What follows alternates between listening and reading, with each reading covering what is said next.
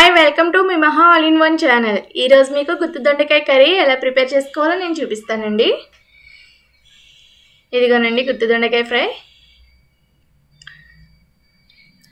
ఇది బాగా ఎగిరి టైప్లో చేసుకున్నానండి. ఇదిగోనండి దొండకాయలు తీసుకున్నాను. దీనికి కావాల్సిన పల్లీలండి. పల్లీలు ఒక హాఫ్ కప్ పల్లీలు తీసుకున్నానండి చిన్న బౌల్ తోటి. ఈ విధంగా వేపుకున్నానండి. కలర్ చూసారా, ఈ విధంగా వచ్చిన తర్వాత తీసేయాలండి. వేడి చల్లారేంత వరకు ప్లేట్లో ఉంచుకోవాలి. దొండకాయని గుత్తుగా ఇలా కోసుకున్నానండి. ఇలా నాట్లు పెట్టుకోవాలి. ఇదిగోనండి బాగా 2 టైమ్స్ కడుక్కొని వీటికి ఇలా నాట్లు పెట్టుకుని ఒక ప్లేట్లోకి తీసుకున్నాను. ఇప్పుడు కొంచెం ఓ బౌల్లో ఆయిల్ పోసండి. ఒక పాన్లోని ఈ దొండకాయలను వేసుకుని మగ్గమెట్టుకోవాలండి.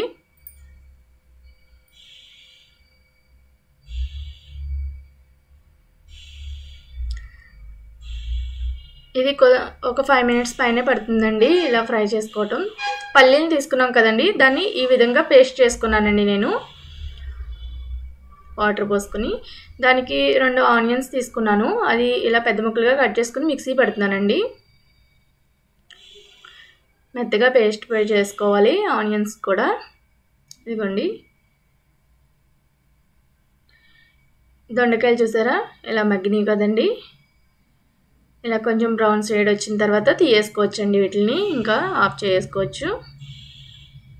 ఇదిగోండి ఈ విధంగా మగ్గినట్లు తీసుకోవచ్చు.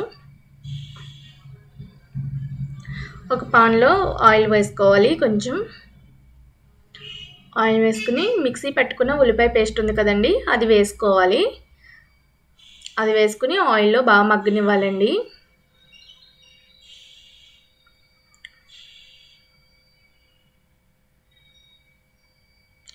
దాంట్లో 2 పచ్చిమిరపకాయలు, ఒక 4 పచ్చిమిరపకాయలని చీరికల కింద కోసుకుని వేసుకోవాలండి.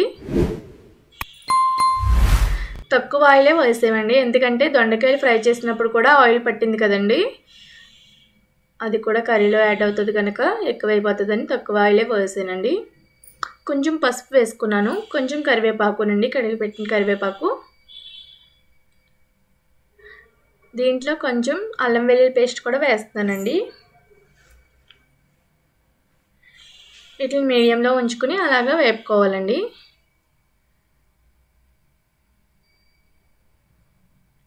కొంచెం మసాలా పౌడర్ కూడా వేస్తున్నానండి. ఒక స్పూన్ మసాలా పౌడర్ కూడా యాడ్ చేసాను దాంట్లోని. ఇప్పుడు ఫ్రై చేసుకున్న దొండకాయలను కూడా వేస్తున్నానండి. దొండకాయలకి ఆయిల్ బాగా పట్టేస్తుంది కదండి. ఇది ఇప్పుడు ఈ కూరలో యాడ్ అవుతుంది కనుక ఆయిల్ సరిపోతుందండి. ఒక స్పూన్ సాల్ట్ వేసుకున్నాను. ఒక 2-3 స్పూన్లు కారం వేసుకోవాలి. నేనైతే 2 స్పూన్లు వేసుకున్నానండి. ఒక గ్లాసు వాటర్ వేసుకున్నాను. అంటే చిన్న గ్లాస్ తోటి ఒక గ్లాస్ వాటర్ వేసుకున్నానండి. ఆల్రెడీ మగ్గినాయి కదండి దొండకాయలు, అందుకని నాకు ఆ గ్లాస్ వాటర్ సరిపోతుంది. ఇది ఒక 5 మినిట్స్ మగ్గిన తర్వాత మనం పేస్ట్ చేసి పెట్టుకున్న వేరుశనగ గుళ్ళది పేస్ట్ వేసుకోవాలి. చూసారా ఇలా ఉడుకుతుంది కదండి. దీంట్లో ఉప్పు కారం సరిపోయిందో లేదో చూసుకోవాలి. చూసుకున్న తర్వాత ఆ పల్లీలది కూడా పేస్ట్ వేసుకోవాలండి. ఇప్పుడు బాగా తిప్పుకోవాలి. తిప్పుకుని ఖచ్చితంగా మీడియంలో పెట్టుకుని ఒక 8 మినిట్స్ అలా ఉడకనివ్వాలండి. దగ్గరికి వచ్చేంత వరకు మూత పెట్టేసుకుని మగ్గనివ్వాలి. దొండకాయ కూర చాలామంది లైక్ చేయరు కదండి. ఈ విధంగా చేసి చూడండి, ఖచ్చితంగా లైక్ చేస్తారు. ఎందుకంటే చాలా ఇష్టపడతారు అండి. మీ పిల్లలకు కూడా ఇలా రెడీ చేసి పెడితే వదలరండి దొండకాయనైతే. ఒకసారి ఈ విధంగా ట్రై చేయకపోతే ఖచ్చితంగా ట్రై చేయండి. Please like, share, subscribe. చూసారండి ఇలా డ్రై అయింది కదండి, బాగా దగ్గరికి వచ్చేసింది. ఇంకా స్టవ్ ఆఫ్ చేసుకోవచ్చు.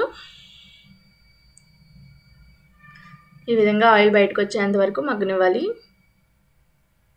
గుత్తి దొండకాయ కర్రీ అంటే ఇలా చేస్తే ఎవరు వదలరండి. ఈ విధంగా ఖచ్చితంగా ట్రై చేయండి.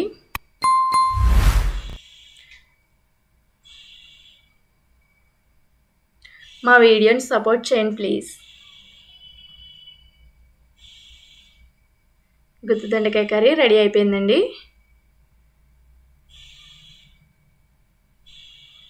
ఇది ఎగిరంటే బాగా ఎగిరిలాగాను కాకుండా ఫ్రై లాగాను వస్తుందండి. చాలా బాగుంటుంది టేస్ట్ అయితే.